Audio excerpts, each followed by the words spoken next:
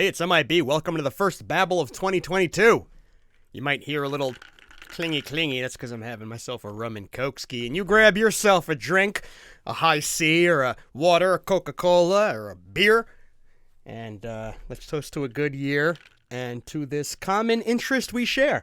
Today I just want to talk a little bit about collecting, my collecting in general, what I collect, when it started, just give you guys some insight into all that stuff. But it's not really going to be a show and tell, so if that's what you're expecting, it's not a collection tour or anything like that. I've been a fan of Godzilla for literally as long as I can remember, but I wasn't a collector of Godzilla until my young adult life. As a kid, there wasn't much to collect, for one. Two, I didn't have much money. Somehow, this blows my mind. I just missed the whole Trendmasters thing. I mean, if there was anything for me to collect as a kid, it would have been the Trendmasters Godzilla toys, but I seriously have no recollection of ever seeing a commercial for any of the Trendmasters toys or seeing them in stores until I saw a few Doom Island toys at a KB once, and I thought they looked dumb. Wow, I wish I bought them all. No, but the first Godzilla related thing I would say I collected was the movies on DVD. They were trickling out on DVD one at a time, but we only got half of them in the United States. So I had a fun time kind of tracking down bootlegs of the missing movies. And I remember the day I finished collecting all the Godzilla movies. There was a day I had every single Godzilla movie on a DVD, official or bootleg, but I had them all. And I was sad. It was like the hunt was so fun that it was like a bummer that it ended. And during this time, this was the millennium era of Godzilla movie making in Japan. So new films were coming out while I was doing this, and I was on top of that. Like the moment a new movie came out in Japan, I'd found some way to get it here in America quickly, even if it wasn't English subtitled or dubbed. That was the first Godzilla-related thing I was actively collecting. Now, obviously, that has changed since then. The next thing is probably the soft vinyl toys, but does that even count? So I started the Monster Island Buddies channel. I already had maybe 5 soft vinyl toys that either I bought myself or were gifted to me, and I loved them. I had no aspiration of having shelves full of them. I just wanted some, I just felt like I should have a Godzilla toy, and then I was like, oh, well, I might as well have a King Ghidorah toy. Then I started the show, and then the comment sections were like, where's this character? Where's that character? Where's this character? Where's that character? And as soon as I realized the show had legs, and especially after Google offered to monetize it, I was like, well, I gotta, keep it fresh. I should make an effort to find more characters, do viewer requests, but there's characters I want to see too. And then I got to a point when I was like, it would be cool if every Toho monster that ever existed somehow appeared in this show, one way or another, somewhere. And then that's what got me into soft vinyl collecting, which came next. But like I said, does it even count? I was collecting them to play with them for the show. So tags were coming right off. I would treat an $80 toy the same way I would treat a $12 toy. They'd all just go into a drawer when they weren't in use. Because of course it does count as collecting. But it was collecting strictly to play with. It had nothing to do with value or preservation or anything like that. Much later, jumping ahead, when I started buying some of the more premium soft vinyls, that's when I started to okay, these are going to go over in their own little section, on their own shelf. They're not going to rub up against all the other toys and get scuffed and paint garbage on them. I'm going to put these guys over here and take a little bit better care of them. So that's how the soft vinyl collecting started. Now, everything else started around the same time, and that was about, I want to say a year before I got to Monster Island Buddies episode 100.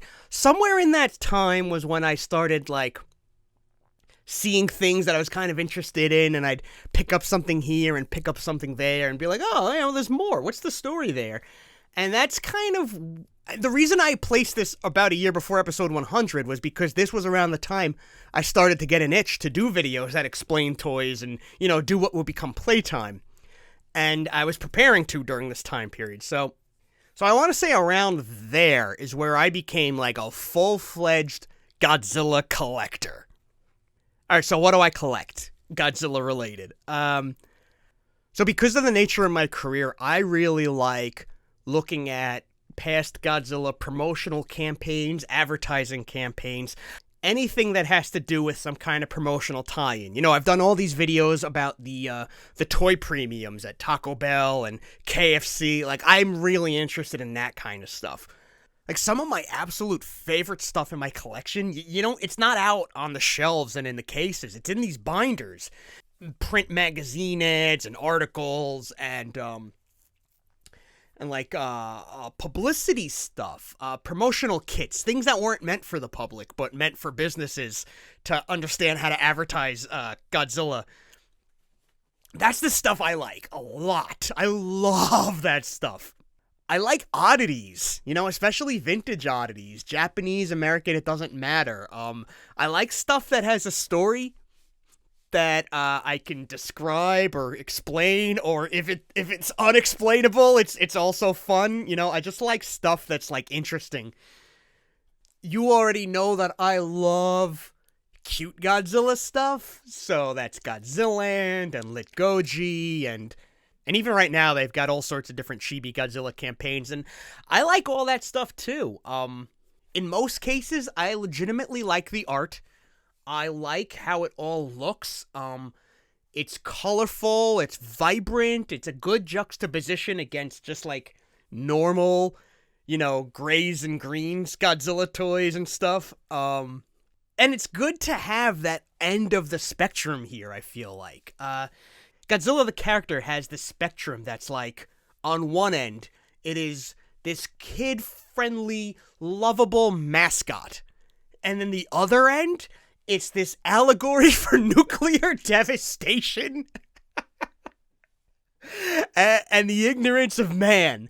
And the two ends of the spectrum philosophically conflict with each other so much.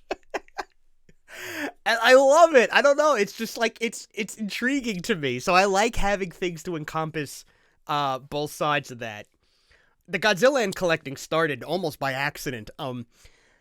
I'd caught wind of the 4 OVAs that were officially released on VHS, and I wanted to own them because I like owning, you know, going back to collecting all those DVDs, I just like owning physical copies of, like, as much Godzilla media as I can. It was actually looking for those VHS tapes that I learned how to use my first third-party buying service that would buy from Japan for me. And it wasn't Buy then. I remember I went on Yahoo Auctions Japan. It was the first time ever. The first thing I looked for was Gojirando, Godzilla, and I expected to find just the VHS tapes. And I did. I found 2 of them. I was super lucky. But I didn't know at that time about everything else. I didn't know that Gojirando went back to 1984 and that there were erasers and toys and knickknacks and cards and all that stuff. I had no idea. I bought the 2 tapes, and I'm glad I did because I've been watching the search results. I've been watching the search results for Gojirando for years now, and I barely ever see the tapes come up again, so I'm glad I got them then. But then I fell down this wormhole. I was just like, holy shit. And also, remember, like, back then, none of this was really online. You couldn't find pictures of this stuff online yet. I mean, there was Godzilla Museum on Tumblr. He's been around a while. And then there's, like, fan art. But other than that, there wasn't, like, good quality scans of all this Godzilla art yet. So I just fell down this pit. I'm still in the pit, where I just, like, wanted to gobble up everything I could find and scan it and give it to the world and have it for myself, and, that's how that started. Cheers. It's amazing when you decide you want to be a Godzilla collector, how many different paths it could branch down. Another path, another kind of obscure one in America, is Zone Fighter collectibles. I love Zone Fighter collectibles. This is what I get to share with my friend Jake, Daikaiju Legends. He's a YouTuber and special effects artist that's bringing Zone Fighter more to the public eye. And I love the Zone Fighter show. I love the character. I love that it's Showa canon. I'm shocked more people, especially people my age, that grew up on Showa Godzilla marathons. Like, I'm shocked more people aren't freaking out that there's more that we've never seen before in Zone Fighter. Like Gigan dying, for example. But yeah, so I've got some Zone Fighter collectibles. There's stuff from his show I really love, like the Mighty Liner. His car is my favorite fictional car, like, I think ever. Zone Fighter's challenging, though. That shit's expensive, even out of Japan. Rare as hell. Barely, it's hardly ever in complete, full, good condition. I've gotten lucky a few times. I've broken my piggy bank a few times. But I really love my Zone Fighter shelf. It's one of my, like, the things I'm most proud of right now. Lately, I've been kind of into the vintage American culture of Godzilla merch. And that's because I did that video. I did the top 5 video retracing, like, how Godzilla merch started. And I'm also doing videos right now. Like, I'm doing so many Trendmasters videos lately, and I'm doing an Imperial Godzilla video right now. So just, like, the American merch is on my mind. And that's kind of a thing, too, you gotta consider. Like, most of my collecting is for me and my interests, but I am also pursuing things and buying things for my channel. Things, that are just in the interest of a video I want to work on. Sometimes I don't hold on to those things. If it doesn't, like, speak to me, I'll get it, use it in the show, and then I'll resell it. But right now, the stuff I'm working on is so fascinating, I feel like I gotta keep it. Prototype collecting. That's something I never expected to fall into, but I did. I don't know how that happened. I guess I got really, really lucky. A lot of it I have to contribute to Jonathan Scheinman, who's been on this podcast before, and he runs the Trendmasters Prototype group on Facebook, and I fell into that. Learned about this whole world of unmade Godzilla toys that fascinated me more than the ones that were made.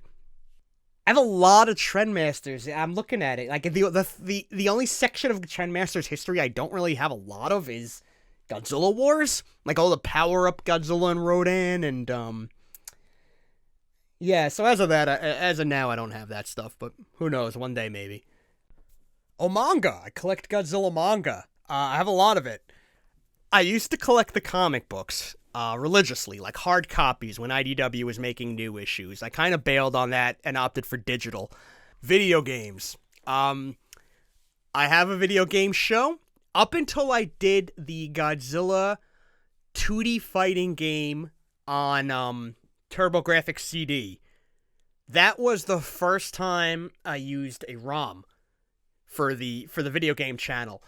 Because I collect Godzilla video games, like hard physical copies, and when I started the video game show, my challenge to myself was I was never going to use a ROM and just always use the real physical thing to capture the footage.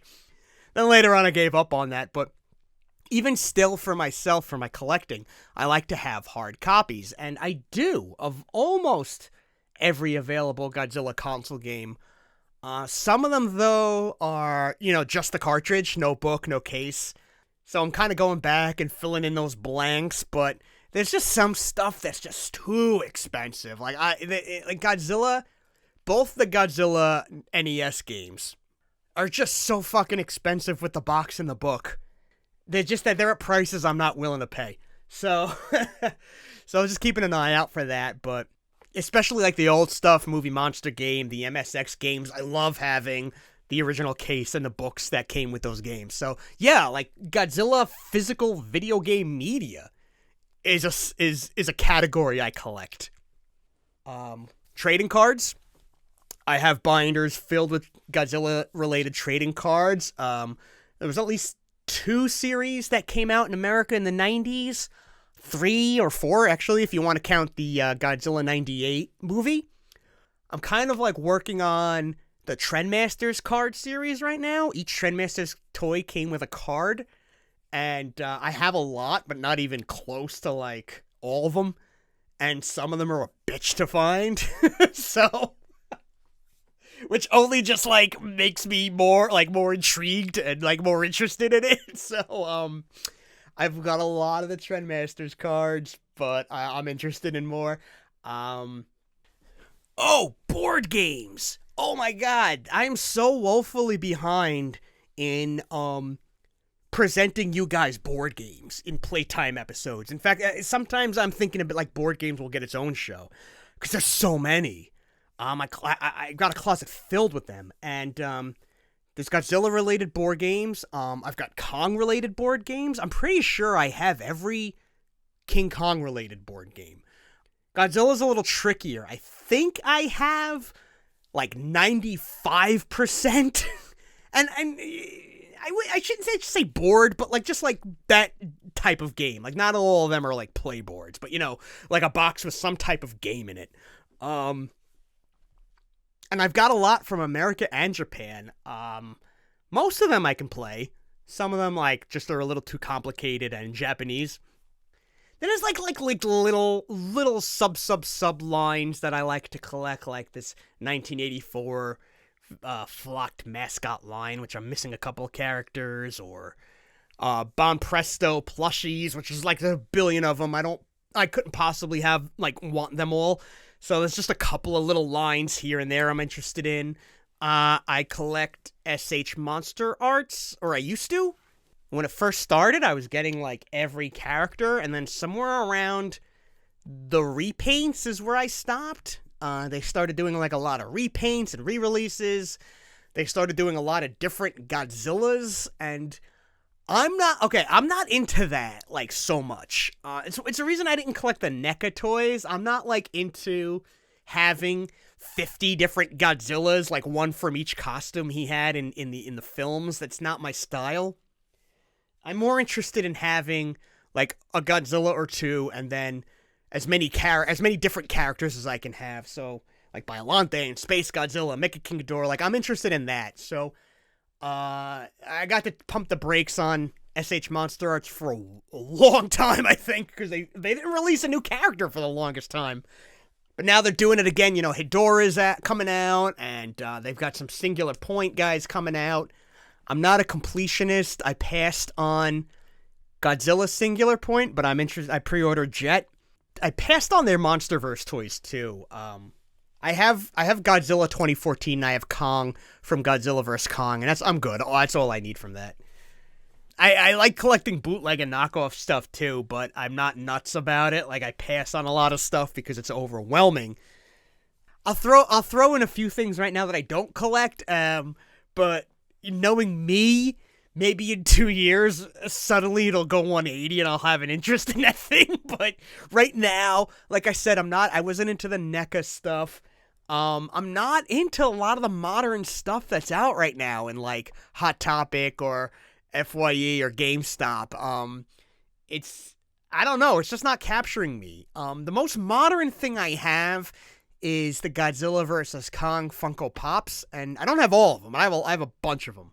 But I'm not into the modern stuff. I'll probably be into that in 5 years when it's all way too expensive and it's too late. Like, I have a few lobby cards. I'm not so much into collecting that or posters, you know. That's like the gist, I think. I'm gonna remember something as soon as I stop recording.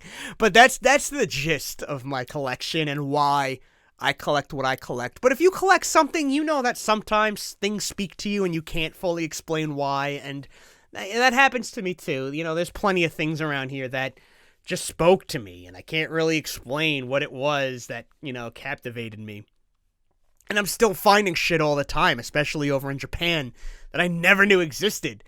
As a whole, though, I would say that, like, unless I discover something new I didn't know existed, it's kind of winding down over here for me. I've got like my book with my lists of missing items. Things I want to complete a couple of my mini collections, or things I want to complete research for an upcoming video. And it's a waiting game, you know, sometimes. Sometimes you really gotta wait a long time for the thing you want to get to come up somewhere to be available for you to purchase. So I'm kind of there with everything right now. Like, everything I still want, I'm just waiting on. And, like, looking and, like, seeing if a part of it turns up. But, other than, like, things aren't coming in as fast as they used to. Because I've kind of exhausted all the areas I'm super hyper-focused on. Except for those unicorns that are just harder to find. And that, actually, that's okay, because I'm also running out of space, so it's okay. I do have pre-orders on the upcoming Mezco Godzilla toys, and I'm sure Super 7's going to do some great stuff too, and that I'm going to want. And I don't know where those things will go when they come out, and that's a problem for future MIB, not so much current MIB. And that's my video about what I collect and why I collect it. I hope that shed a little bit of light on my collection, my thinking, and maybe it makes you think about your collecting and your thinking a little bit. And I would love to hear as well, like, what you're into. If you want to drop in the comments, you know, I always like to hang out in the comments. So if you want to tell me what you like, rattle off some of the stuff you collect. If you want to go into why, go ahead. And it doesn't even have to be Godzilla stuff. You want to talk about other Toku things or American things, whatever. And I just want to leave you on one more note before we wrap up this babble, is that that just because I'm surrounded by a bunch of Godzilla shit in my room right now, it doesn't mean I love Godzilla any more than you do. There's no relation. You can have no Godzilla merchandise and have had a profound feeling watching a movie. It could have had a major impact on you, and it could have changed your life, maybe even, and that's enough. Like, you don't need to buy endless Godzilla stuff to show your love and support and to make those feelings that you experienced real.